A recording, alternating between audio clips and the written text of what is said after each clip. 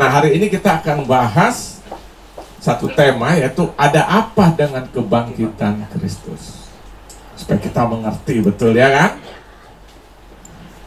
Bagi sebagian orang ya, kebangkitan Kristus itu mungkin cuma cerita dongeng. Tapi Alkitab mencatat secara jelas kebangkitannya itu menentukan segala-galanya. Nah, kita buka dulu dalam 1 Korintus 15. Kita baca aja ayat 12 sampai 20 deh, secara bergantian. Ini berkaitan dengan kebangkitan Kristus, tapi juga berkaitan kebangkitan Kristus dengan kebangkitan kita. Makanya temanya tuh kebangkitan kita. Kita baca ayat 12, 1 Korintus 15 ayat 12 sampai dengan ayat 20. Jadi bila mana kami beritakan bahwa Kristus dibangkitkan dari antara orang mati, bagaimana mungkin ada di antara kamu yang mengatakan bahwa tidak ada kebangkitan orang mati?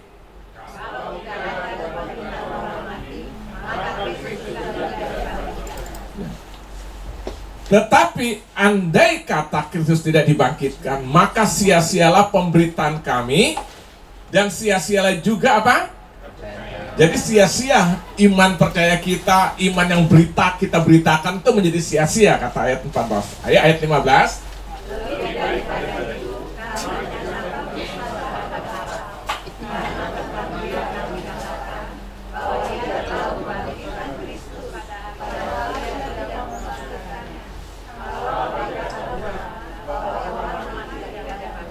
Ayat 16. Sebab jika benar orang mati tidak dibangkitkan, maka Kristus juga tidak dibangkitkan.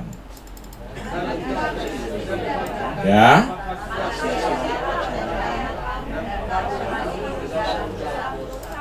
Saya ulangi saudara, karena ini titik sentralnya.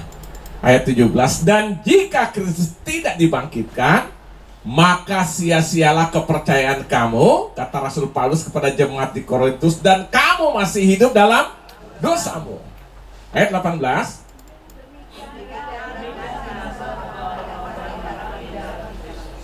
Jikalau kita hanya dalam hidup ini saja menaruh pengharapan pada Kristus, maka kita adalah orang-orang yang paling malang dari segala manusia.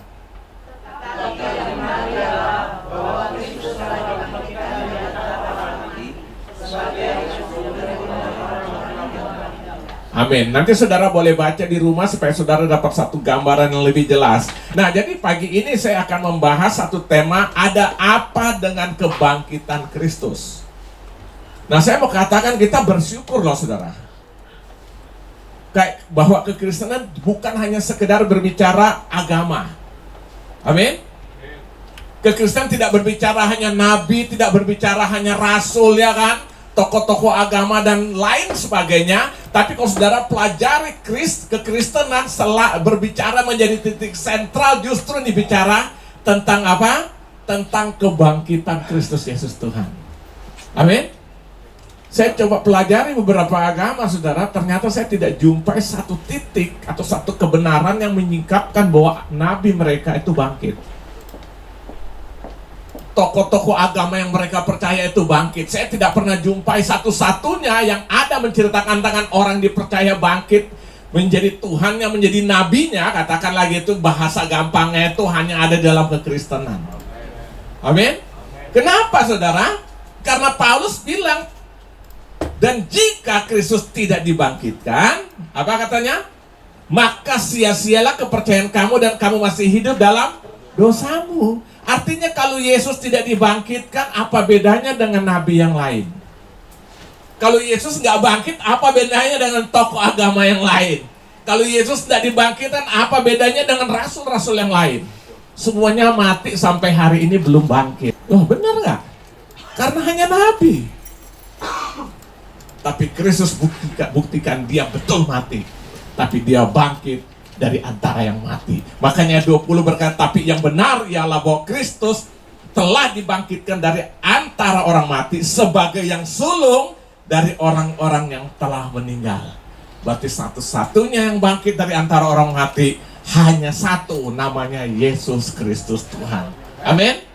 Inilah kekristenan mengajar seperti ini saudara. Nanti kita lihat yang terjadi apa lewat peristiwa kebangkitan ini. Makanya ada apa dengan kebangkitan Kristus? Saya pelajari hal yang luar biasa saudara dalam kekristenan saudara. Dia berbicara tentang orang dipercayanya, mau disebut nabi kah, mau disebut apakah, tapi kita tetap percaya dia juga nabi, tapi dia juga Tuhan, dan akhirnya dia bangkit. Ini kebanggaan kita loh saudara. Amin. Nah sekarang kita akan pelajari satu persatu, ada apa dengan kebangkitannya. Yang pertama saya pelajari dalam Alkitab, kebangkitan Kristus itu meneguhkan iman orang percaya yang membawa pada pengharapan yang pasti. Jadi ada apa dengan kebangkitannya? Yang pertama, kebangkitan Kristus meneguhkan iman orang percaya yang membawa pada pengharapan yang pasti. Saudara perhatikan ayat 17, saya ulangi lagi. Dan jika Kristus tidak dibangkitkan, maka apa? Sia-sialah. Artinya kalau Yesus tidak bangkit, saudara, iman kita tuh sia-sia, nggak ada gunanya. Iman kita tuh hanya iman yang mati, saudara. Sia-sialah kepercayaan kamu dan kamu masih hidup di dalam dosamu. Nah, jadi saudara lihat sini ada apa dengan kebangkitan? Kebangkitan Kristus meneguhkan iman orang percaya yang membawa pada pengharapan yang pasti. Jadi dengan bangkitnya Yesus, percaya kita kepada Dia membawa kepada kepastian. Amin. Kepastian apa sekarang? Yang pertama kita dapatkan kepastian yang namanya kepastian keselamatan. Makanya Petrus saudara tahu dia tuh pernah menyangkal. Bagaimana waktu dia menghadapi orang-orang sudah menyeret dia saudara. Dia katakan apa? Seorang ibu datang, bukankah engkau bagian dari dia? Saudara bacalah dalam peristiwa sebelumnya di Matius pasal 20, dari Taman Getsemani itu, dari Matius 26 terus saudara baca. Yesus berkata, aku tidak kenal dia. Karena apa? Begini kota orang Manado bilang Petrus empot-empotan. Tapi saudara lihat setelah Yesus bangkit di Kisah Rasul 4 dia berkata, dan keselamatan tidak ada di dalam siapapun juga kecuali di dalam Yesus Kristus Tuhan. Karena di bawah kolong langit ini tidak ada satu nama yang diberitakan pada manusia, olehnya manusia dapat diselamatkan kecuali hanya di dalam Yesus Kristus Tuhan. Kenapa dia seperti itu? Karena kebangkitan Kristus itu memberikan pengharapan pasti tentang keselamatan. Amin. Jadi saudara lihat ada apa sih sebenarnya dengan kebangkitan yang pertama saudara. Kebangkitan itu Kristus meneguhkan iman orang percaya yang membawa pada pengharapan yang pasti. Pengharapan apa saja? Yang pertama pengharapan keselamatan. Amin. Ya saya mau beritahu hari ini saudara, dalam kita, dalam orang percaya, keselamatan itu ya dan amin. Bukan harga yang bisa ditawar lagi. Yesus mati supaya kita yang mati hidup dalam Dia. Kebangkitannya memberikan kepastian. Keselamatan hanya satu-satunya hanya ada dalam Dia. Agama baik, agama bagus, mengajar yang baik, tapi keselamatan cuma satu di dalam Yesus. Amin. Yesus bukan tokoh agama loh. Siapa bilang Yesus tokoh agama? Yesus tidak membawa agama kok ke dunia ini. Dia hanya membawa dirinya sendiri. Akulah jalan dan kebenaran dan hidup, tidak seorang sampai kepada Bapa kalau tidak melalui aku.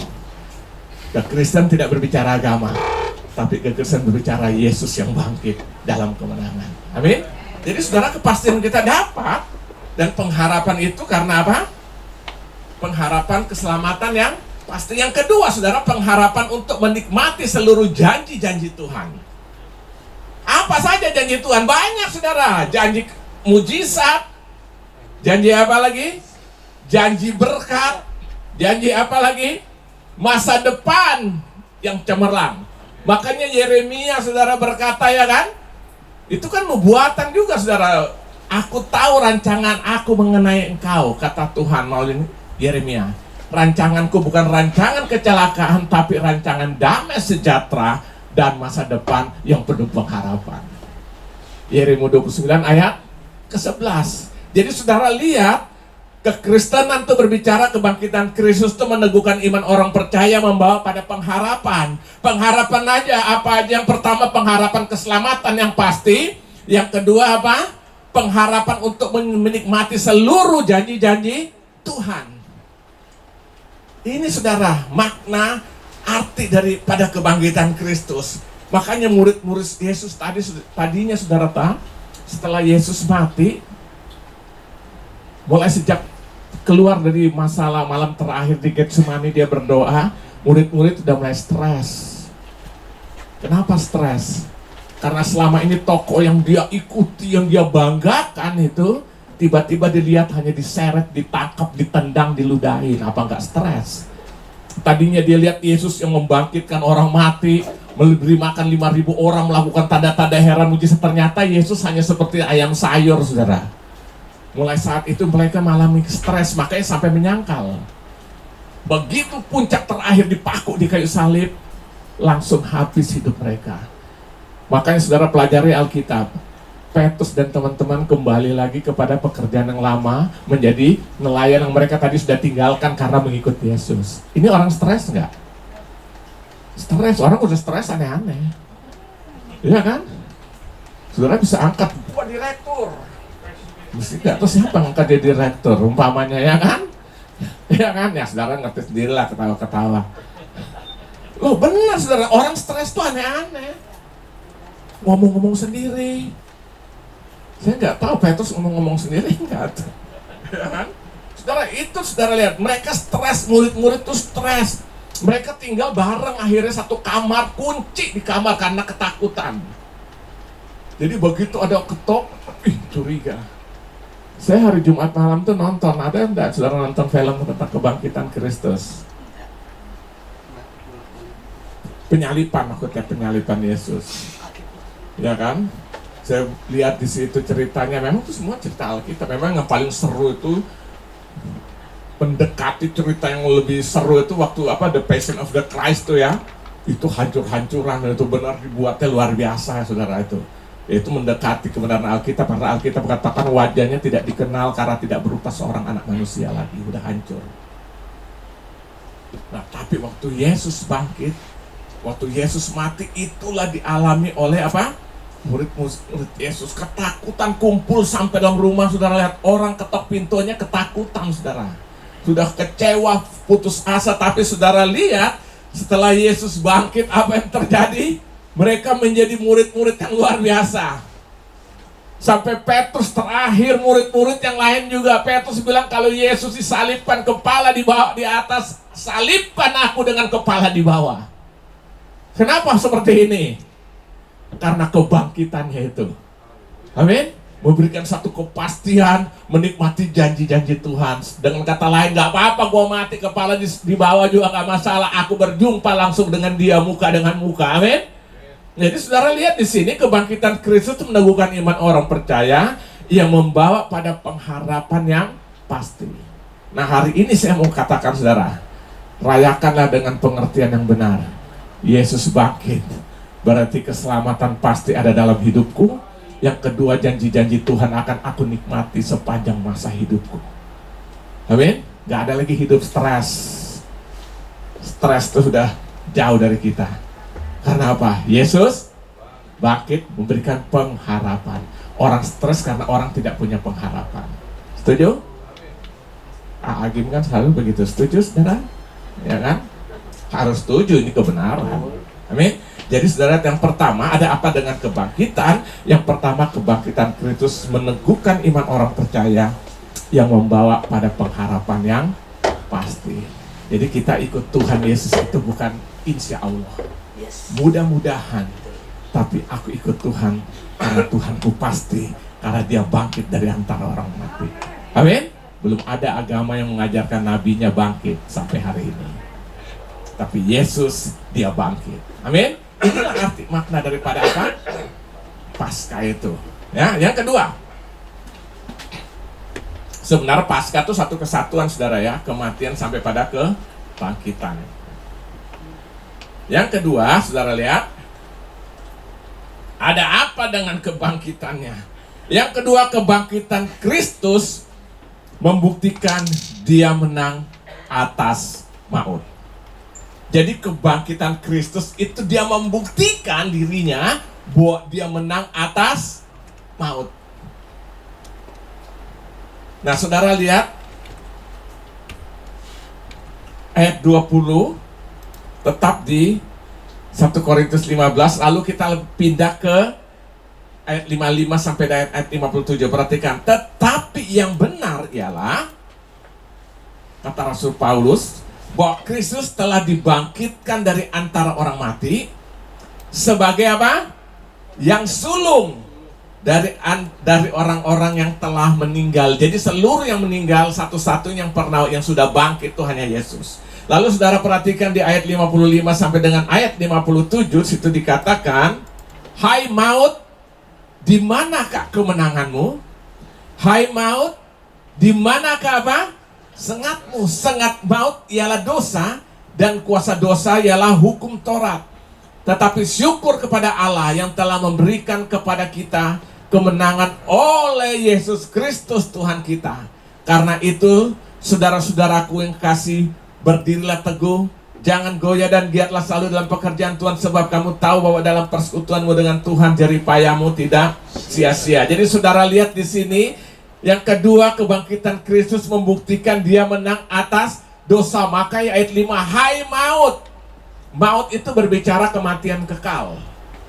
Hai maut, di manakah kemenanganmu? Hai maut, manakah apa? Sengatmu. Lihat ya kan? Sengat maut ialah dosa, dan kuasa dosa ialah hukum Taurat. Tetapi syukur kepada Allah yang telah memberikan kepada kita kemenangan oleh Yesus Kristus Tuhan kita. Jadi saudara lihat yang kedua, kebangkitan Kristus itu membuktikan dia menang atas maut. Artinya apa? Artinya kematian kekal sudah ditaklukkan, sudah dikalahkan di dalam kebangkitan atau melalui kebangkitan Yesus Kristus Tuhan. Jadi dia menang atas maut, artinya maut, kematian kekal sudah ditaklukkan, sudah dikalahkan Yesus melalui apa? Kebangkitannya. Nah, coba saudara bandingkan dengan Wahyu pasal yang pertama, ayat 17 sampai 18. Wah, ini dahsyat saudara. Apa yang disampaikan oleh Rasul Yohanes di Pulau Patmos waktu dia mendapatkan penglihatan itu. Lihat Wahyu pasal 1 ayat 17 sampai 18. Ini penglihatan daripada Rasul Yohanes di Pulau Patmos. Ayat 17, ketika aku melihat dia, siapa dia ini? Tersungkurlah aku di depan kakinya, sama seperti orang yang mati. Tapi ia meletakkan tangan kanannya di atasku, lalu berkata, jangan takut. Aku datang, aku adalah yang awal dan yang akhir. Itu disebut dengan Alfa dan Omega, awal dan akhir. Dan yang hidup, aku telah mati, namun lihat, aku hidup sampai selama-lamanya, dan aku memegang segala kunci maut dan kerajaan maut. Amin. Jadi Yesus bangkit itu dia waktu mati itu dia masuk sampai ke dalam kerajaan maut. Ngapain? Dia rebut kunci kerajaan maut itu. Sehingga waktu dia bangkit dalam kemenangan, artinya apa? Maut takluk, tidak lagi berkuasa atas dirinya. Kenapa? Karena kunci kerajaan maut sudah ada dalam genggamannya. Makanya siapa yang ada dalam Kristus, dia telah hidup untuk selama-lamanya, kata Alkitab. Jadi saudara lihat di sini, kebangkitan Kristus itu membuktikan dia menang atas maut. Artinya kematian kekal itu sudah dia taklukkan, kematian kekal itu sudah dia kalahkan. Dia ambil kunci kerajaan maut dan dia genggam kunci kerajaan maut, sehingga maut tidak berkuasa lagi atas dirinya. Amin. Nah, buka lagi satu ayat. 2 ayat bila perlu, biar saudara yakin banget saudara. Matius 28, perhatikan ayat 1 sampai 6 saya baca. Setelah hari Sabat lewat, menjelang menyingsingnya fajar pada hari pertama minggu itu, pergilah Maria Magdalena dan Maria yang lain menengok kubur itu. Maka terjadilah gempa bumi yang hebat, sebab seorang malaikat Tuhan turun dari langit dan datang ke batu itu dan menggulingkannya, lalu apa?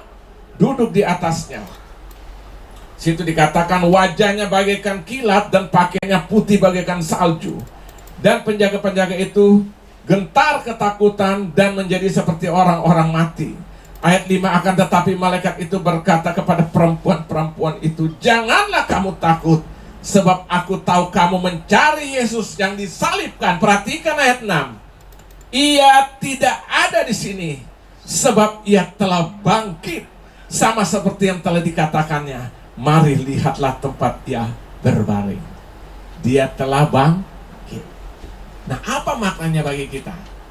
Kita juga akan mengalami kebangkitan. Nah, kita bandingkan dengan Yohanes pasal 11. Yohanes 11 ayat 25 sampai 26. Ini menceritakan bagaimana waktu siapa? Lazarus sudah dibangkitkan kan? Kata Marta kepadanya ayat 24, aku tahu bahwa ia akan bangkit pada waktu orang-orang bangkit pada akhir zaman. Jawab Yesus, akulah kebangkitan dan hidup. Barang siapa percaya kepadaku, ia akan hidup walaupun ia sudah mati. Dan setiap orang hidup dan yang percaya kepadaku, ia tidak akan mati selama-lamanya. Percayakah engkau akan hal itu? Maka Yesus bilang, orang yang ada dalam aku percaya akan hidup aku, meskipun dia mati, dia tetap hidup. Saya sudah jelaskan kemarin, ada dua kematian, kematian roh. Waktu Yesus bangkit, saudara tahu, orang-orang mati di dalam dia, yang percaya kepada Allahnya Abraham, Ishak dan Yakub, Yahweh itu mengalami kebangkitan. Amin. Bersama dengan apa? Yesus bangkit itu. Nah, sekarang orang yang percaya Yesus mulai saat itu, yaitu murid-murid, sampai hari ini buat kita yang percaya, begitu kita percaya, kita mengalami namanya kebangkitan roh, itu langsung terjadi. Tapi fisik ini akan tetap mati. Tetapi secara, kemarin saya sudah jelaskan secara apa?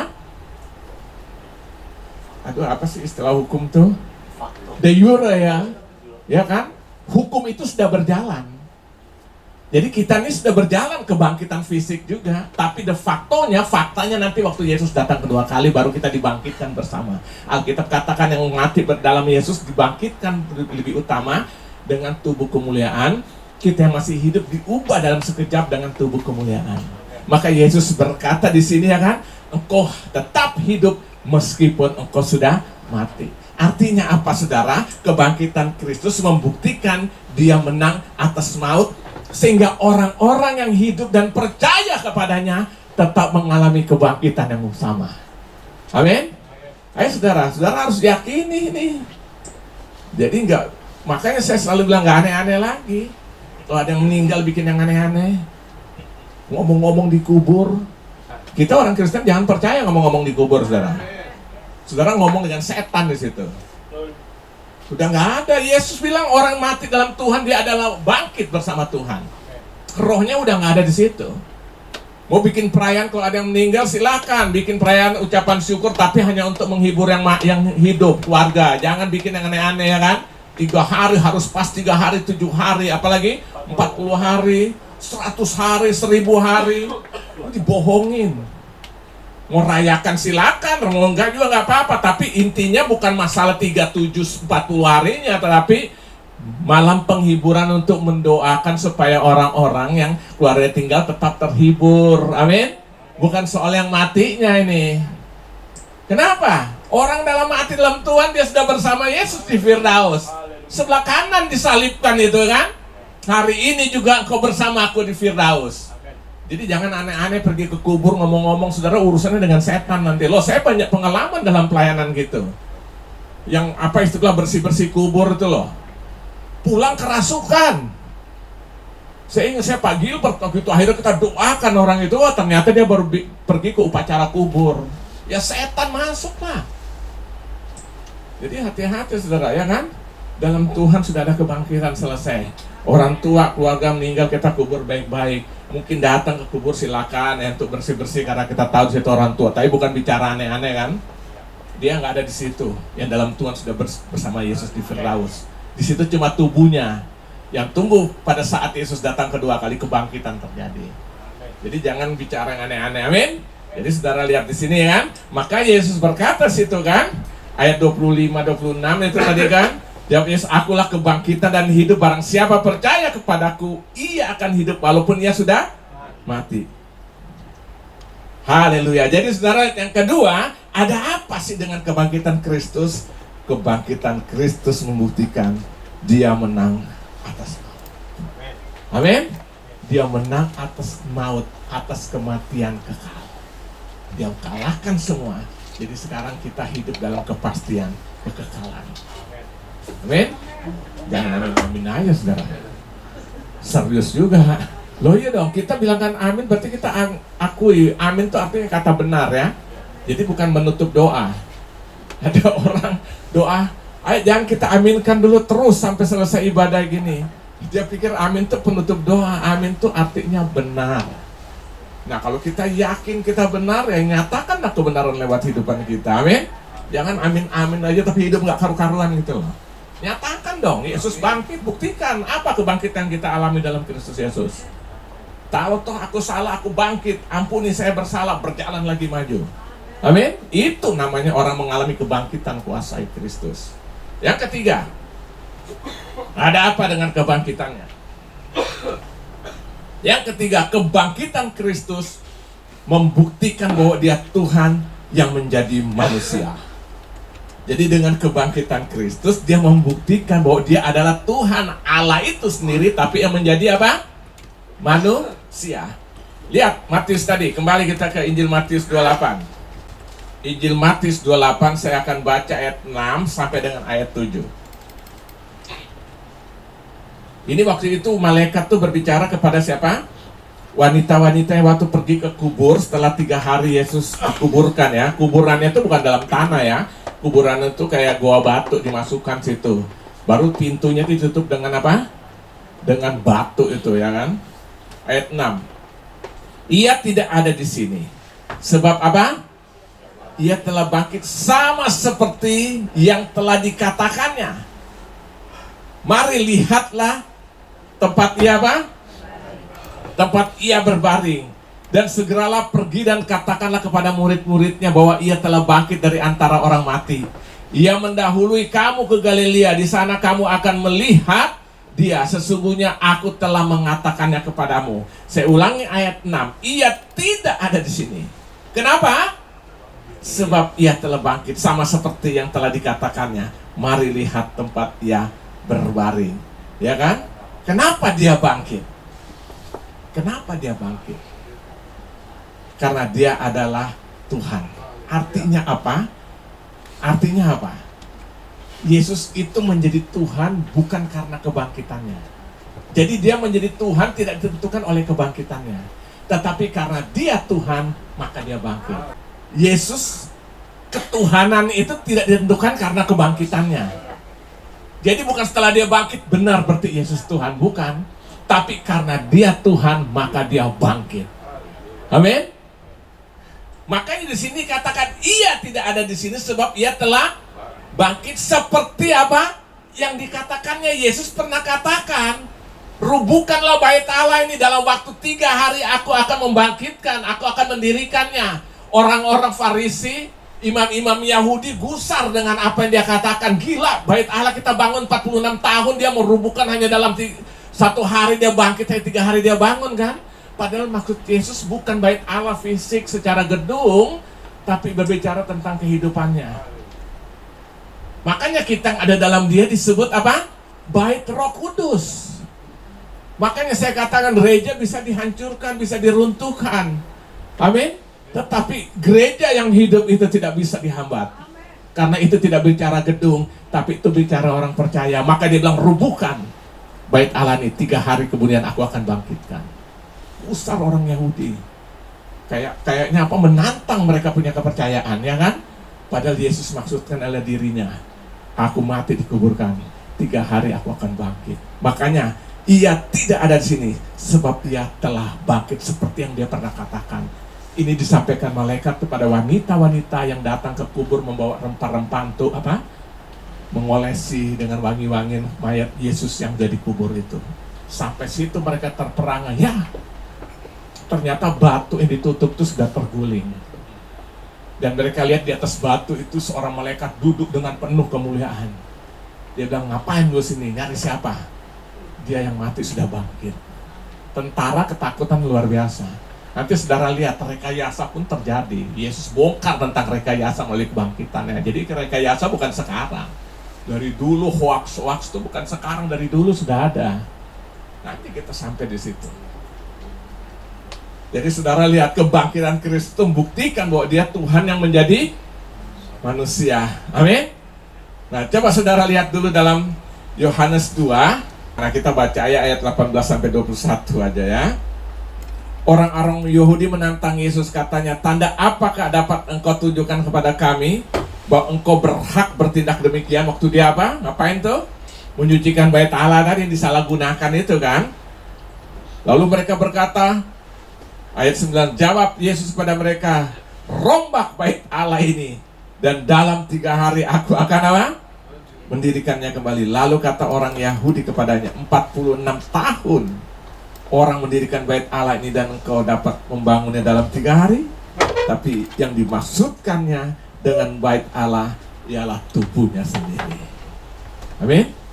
Ya, tubuhnya sendiri. Nah, orang yang percaya dalam Yesus, di dalam 1 Korintus ayat 6, 19 ayat 20 dikatakan engkau adalah bait Roh Kudus, makanya hidup dalam kekudusan karena engkau adalah bait Roh Allah. Nah, saudara lihat, jadi sekarang yang namanya gereja Tuhan, namanya bait Allah itu bukan gedung lagi. Itu berbicara setiap orang yang percaya kepada Kristus Yesus, karena dia bangkit dan kita juga mengalami kebangkitan itu, dan akhirnya hidup kita disebut siapa? Bait Roh Allah. Allah hidup dalam hidup kita. Makanya gereja bisa dihancurkan, bergereja bisa dihambat, tapi gereja tidak bisa dihambat kemajuan dalam pengertian gereja yang sesungguhnya. Karena apa? Kita melayani gereja yang hidup, itu bukan bangunan dengan jumlah orang. Siapapun hadir, 2-3 orang kata Alkitab, aku hadir. Amin?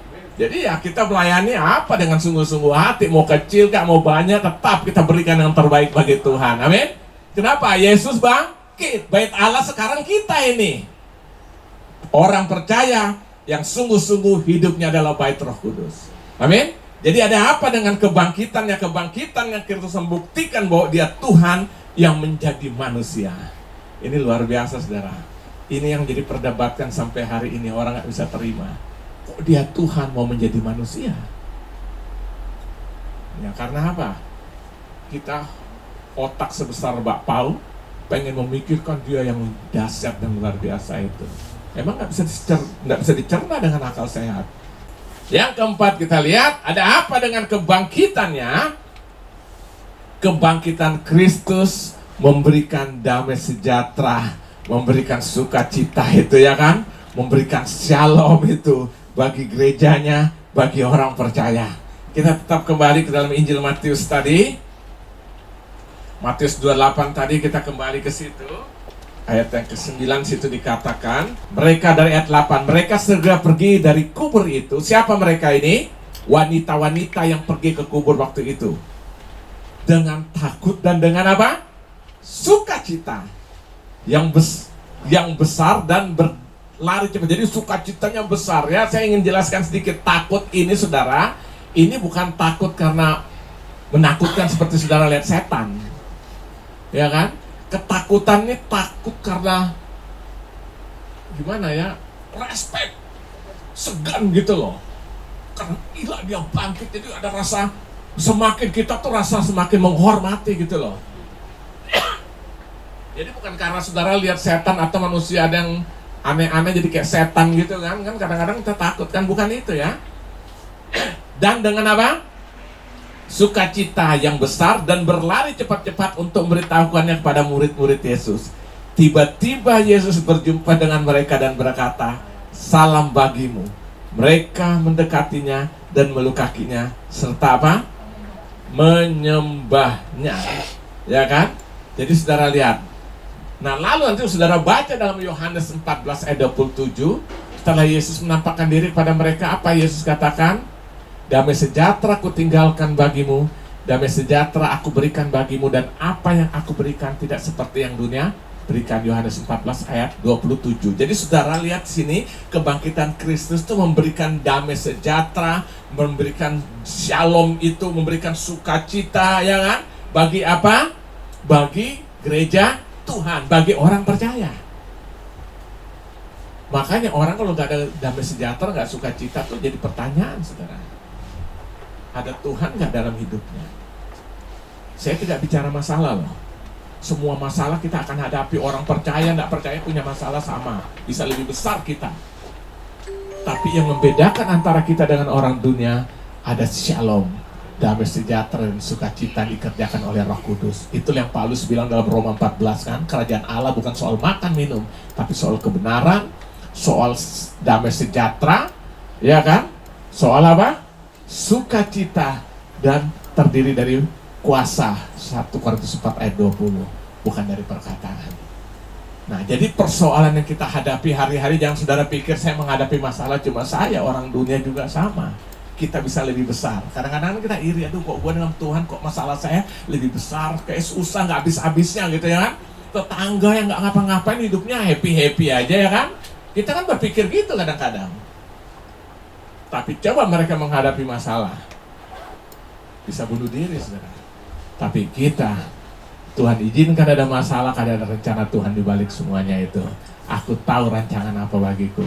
Aku turut bekerja dalam segala perkara untuk mendatangkan kebaikan bagi orang yang mengasihiku dan terpanggil sesuai dengan rencana Allah. Roma 8 ayat 28. Tetap ada sukacita, tetap ada damai sejahtera. Amin. Makanya kita ada masalah, kita berdoa, selesai doa amin, masalah nggak berubah. Benar nggak? Tapi minimal ada sukacita dan pengharapan, ada damai sejahtera. Amin. Nah, saya mau katakan begini saudara ya kan. Jadi saudara lihat di sini, kebangkitan Kristus memberikan kita apa? Damai sejahtera dan sukacita. Masalah ada, tantangan ada, tapi jangan putus asa. Amin.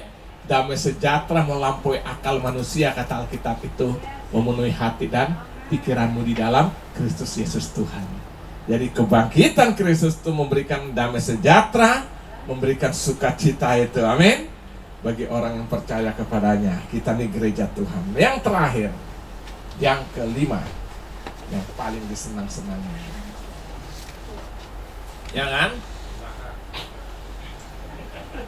Kemarin poinnya masih 5 saya bilang kan, ini 10. Yang kelima saudara lihat, ada apa dengan kebangkitannya? Ada apa? Nah, yang terakhir, kebangkitan Kristus menghancurkan kepalsuan, menghancurkan kecurangan, rekayasa-rekayasa jahat manusia, termasuk hoax itu loh, yang sekarang ini kan cuma istilah aja kan. Padahal dari dulu sudah ada. Nah, kebangkitan Kristus saudara mematahkan itu, menghancurkan semuanya itu. Amin. Nah, saya ajak saudara lihat dulu Matius 27. Nanti setelah itu kita baca Matius 28-nya. Jadi kebangkitan itu mematahkan, menghancurkan seluruh rekayasa ya kan. Kecurangan-kecurangan, rekayasa jahat manusia, berita-berita hoax segala macam. Yesus bangkit mematahkan semuanya itu. Perhatikan di ayat Matius 27 ayat 62 sampai 64. Perhatikan ya. Matius 27 ayat 62 sampai 64. Saya ingin saudara dapat cerita yang utuh supaya mengerti gitu loh. Keesokan harinya, yaitu sesudah hari persiapan, datanglah imam-imam kepala dan orang-orang Farisi bersama menghadap apa? Pilatus. Dan mereka berkata, Tuhan, kami ingat bahwa si penyesat itu, Yesus dibilang penyesat, sewaktu hidupnya berkata, sesudah 3 hari aku akan bangkit. Karena itu perhatikanlah untuk menjaga kubur itu. Karena itu perintahkanlah untuk menjaga kubur itu sampai hari yang ke-3. Jikalau tidak, murid-muridnya mungkin datang untuk mencuri dia, lalu mengatakan kepada rakyat, ia telah bangkit dari antara orang mati, sehingga penyesatan yang terakhir akan lebih buruk akibatnya daripada yang pertama. Jadi rupanya cerita itu mulai mereka menanggapinya dengan konsep yang salah kan. Yesus bilang dia akan bangkit pada hari ke-3. Nah, menurut mereka ini satu rekayasa, nanti dia mati, tapi ternyata dia tidak bangkit. Disekongkol, Yesus dengan murid-muridnya sudah bersekongkol, nanti lu sembunyiin gua gitu loh, supaya nanti, wah benar dia bangkit. Nah, mereka bilang ini berita akan lebih, penyesatannya lebih besar lagi gitu loh. Ayat 65, kata Pilatus kepada mereka, ini penjaga-penjaga bagimu, pergi dan jagalah kubur itu sebaik-baiknya. Maka pergilah mereka, dan dengan bantuan penjaga-penjaga itu mereka mematahkan kubur itu dan menjaganya. Berarti saya mau tanya, aman nggak? Aman banget. Yesus sudah dikubur, lalu ditutup pakai batu besar, lalu dijaga dengan pasukan. aman. Ya kan? Aman menurut mereka ya kan, karena mereka punya satu konsep bahwa Yesus waktu berkata 3 hari aku akan bangkit, itu hanya cerita-cerita Yesus yang ngomong kosong karena dianggap Yesus itu penyesat. Berarti berita itu akan menyesatkan, padahal ada rencana buruk dilakukan oleh Yesus menurut konsep orang-orang Yahudi, imam-imam agama pada saat itu hanya rekayasa cerita. Nanti dia sebenarnya waktu bangkit itu nggak bangkit, mayatnya dicuri dibawa pergi. Makanya disiapkan pasukan menjaga. Pak Pilatus bilang ambil nih, pagari semua, aman dong. Nah tapi saudara perhatikan, lihat ayat 28, Matius 28 ayat 11-15. Ketika mereka di tengah jalan, tapi akhirnya Yesus bangkit ya. Ketika mereka di tengah jalan, ya siapa yang tengah jalan? Ya pasukan itu. Datanglah beberapa orang dari penjaga itu ke kota dan beritahukan segala yang terjadi itu pada imam-imam kepala. Dan sesudah berunding dengan tua-tua, mereka mengambil keputusan lalu memberikan sejumlah besar uang kepada serdadu-serdadu itu. Lihat ya kan? Dan berkata, kamu harus mengatakan bahwa murid-muridnya datang malam-malam dan mencurinya ketika kamu sedang tidur. Dan apabila hal ini kedengaran oleh wali negeri, kami akan berbicara dengan dia sehingga kamu tidak beroleh kesulitan apa-apa. Mereka menerima uang itu dan berbuat seperti dipesankan kepada mereka. Dan cerita ini tersiar di antara orang Yahudi sampai sekarang ini. Itulah yang dipercaya oleh saudara sepupu kita, bahwa Yesus tidak bangkit. Ada yang bahkan berkata dia tuh yang disalibkan tuh hanya diambil orang menyerupai wajahnya. Ini rekayasa terjadi itu bukan hanya sekarang, dulu sudah terjadi saudara. Mereka panggil itu kan, ketika mereka tengah jalan datang beberapa orang dari penjaga itu ke kota memberitahukan segala yang terjadi. Dan sesudah berunding dengan tua-tua, mereka apa? Mengambil keputusan lalu memberikan sejumlah uang. Nih udah lu tutup mulut, nanti lu bilang aja pada serdadu tuh, nanti lu kalau ditanya bilang aja bahwa betul Yesus itu tidak bangkit, dicuri sama. Nah ini nih duit nih. Berarti bukan hanya sekarang, dulu udah terjadi. Nah, tetapi perhatikan, kebangkitan Yesus mematahkan semua itu. Loh, mau bantah apa? Kuburan dijaga, batu menutup. Begitu batu digulingkan, tidak ada yang gulingkan, tiba-tiba malaikat yang menggulingkan. Sampai saudara baca nanti secara peristiwa kebangkitan, saudara-saudara itu ketakutan kok. Karena mereka gemetar lihat batu itu digulingkan dan malaikat duduk di atas batu itu. Ini berbicara, saudara tahu, persoalan masalah dalam Tuhan itu kita menduduki masalah itu, bukan masalah menekan kehidupan kita. Amin. Malaikat tuh duduk, ketakutan. Tapi tetap aja ini ceritanya pasti berbalik. Nah, saya mau katakan hari ini saudara, kebangkitan Kristus itu menghancurkan kepalsuan, menghancurkan kecurangan, rekayasa jahat manusia, kecurangan-kecurangan, berita-berita hoax apapun saudara dikalahkan karena kebangkitan Kristus. Makanya hari ini saya mau katakan, kita menghadapi masalah tantangan jujur-jujur aja, tulus-tulus saja. Dalam Injil Matius pasal 5 ayat 37, Yesus berkata, kalau ya katakanlah ya, kalau tidak katakan tidak, selebihnya berasal dari si jahat. Tuhan ajar kita tentang kejujuran dan ketulusan. Amin. Saudara, jujur apa adanya. Memang cuma begini ya kan? Ngapain lagi kita tutup-tutup? Amin. Jangan saudara ya. Itu sebabnya saudara, ini terjadi rekayasa ini dari zaman dulu sampai sekarang ini terjadi. Nah, kita ada di tengah-tengah hidup seperti itu. Nah, tugas kita apa? Nyatakan ya jika ya, nyatakan tidak jika tidak. Selebihnya daripada sih. Nah, jadi yang tukang bohong itu, yang suka cerita-cerita palsu, suka ngebohong, ngibul ya kan, itu omong kosong itu semua itu setan itu kelompok setan ya. Saya ngomong apa adanya. Buat rekayasa termasuk dalam pelayanan loh, banyak terjadi rekayasa seperti ini. Itu semua bohong, dan itu saudara, kita bagian daripada polis. Loh iya, setan itu loh. Karena ya katakan ya, kata Yesus. Jika tidak katakan tidak. Lebihnya Yesus bangkit aja direkayasa kok. Bilang dia nggak bangkit, mati nih, duit nih, lu beritain. Tapi tetap dia adalah Tuhan yang hidup. Segala rencangan jahat dipatahkan oleh dia. Amin. Nah, ini pembelajaran bagi kita, belajar hidup jujur, belajar hidup kudus. Amin. Melayani dengan benar. Amin. Nah, sekarang mungkin sebagai yang terakhir, apa yang harus aku perbuat bagi dia yang sudah bangkit itu? Apa sih yang aku harus kerjakan? Dia sudah bangkit, sudah mati, karena aku bangkit juga untuk aku. Perhatikan ayat 58 dari 1 Korintus 15 tadi.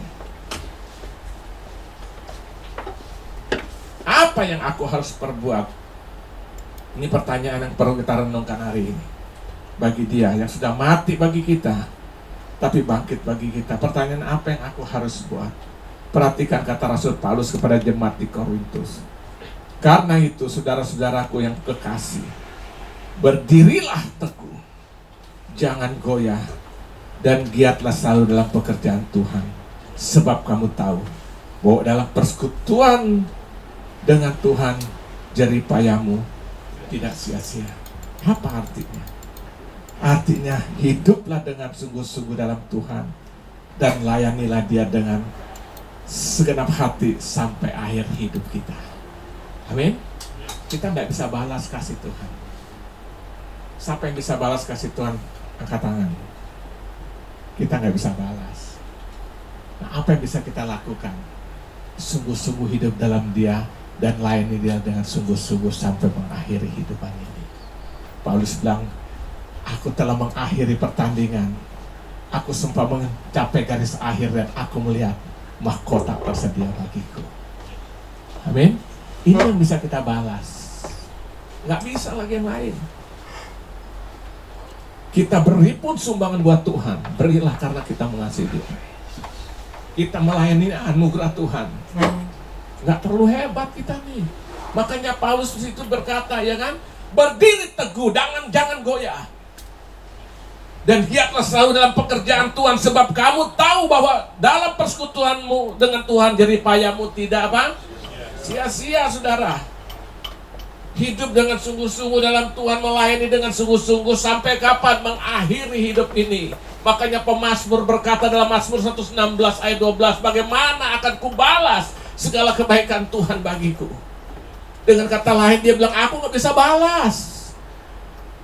Dalam Mazmur 90 Nabi Musa berdoa, ajarlah aku menghitung hari-hariku supaya aku memiliki hati yang bijaksana. Artinya apa?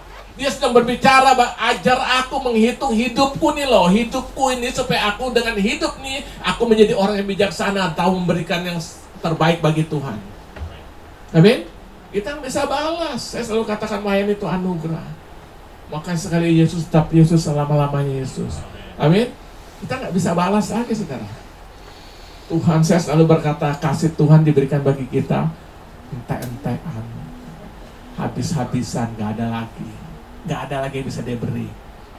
Cuma sekarang seberapa besar kasih itu kita alami tergantung saudara dan saya. Seberapa besar respon kita buat kasih itu. Amin. Waktu kita buka hati, kita meresponi 50%, kita menikmati kasih itu 50%. 100% kita buka hati kita untuk kasih itu 100% kita menikmati. Sampai akhirnya kita berkata, hidupku bukannya aku lagi, tapi Kristus yang hidup dalam aku, seperti yang Paulus alami. Amin. Dia bilang hidup bagi Kristus, mati adalah keuntungan. Ini yang Tuhan minta, saudara. Kita sudah belajar ada berapa hal. Apa? Ada apa dengan kebangkitannya? Kebangkitan Kristus meneguhkan iman orang percaya, termasuk saudara-saudara dan saya, yang membawa pada pengharapan yang pasti. Yang kedua, kebangkit Kristus membuktikan dia menang atas maut dikalahkannya. Ketiga, kebangkitan Kristus membuktikan bahwa dia Tuhan yang menjadi manusia. Karena dia menjadi manusia, dia mati, tapi dia bangkit. Yang keempat, kebangkitan Kristus memberikan rasa damai, rasa sukacita, ya kan? Shalom itu kita alami dalam kehidupan kita. Dan yang terakhir, kebangkitan Kristus menghancurkan kepalsuan. Jangan hidup-hidup palsu lagi. Jangan hidup curang.